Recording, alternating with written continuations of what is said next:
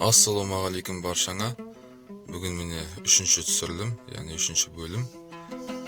Хамер автокөлігіне 300Z қозғалтқышты орнаттық. Толықтай көліктің жақтауына жататын қозғалтқыштың жастығын да жасадық. Капотасында бөлікке қозғалтқыш жақсы сыйды. Барлығын есептедік. Таратушы қондырғымен автоматты беріліс қорабы өзінің орнына жақсы орналасты. Картердің қақпағына да өзгерістер енгіздік. Кесіп алып, жамап, қалыпқа келтіріп қойдық. Қозғалтқыштың жастығы көліктің жақтауына жақсылап бекіттік.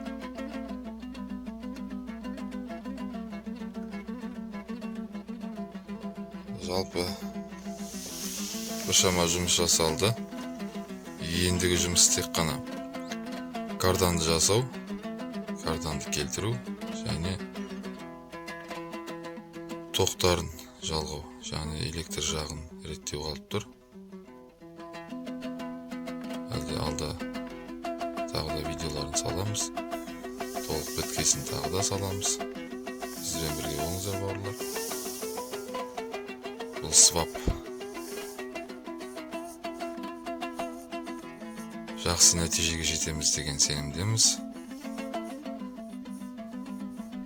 Бастамасы жаман емес. Осылай бауырлар, келесі видеода жолыққанша аман сау болайық. Назар салып уақыт бөліп қарағандарыңызға көп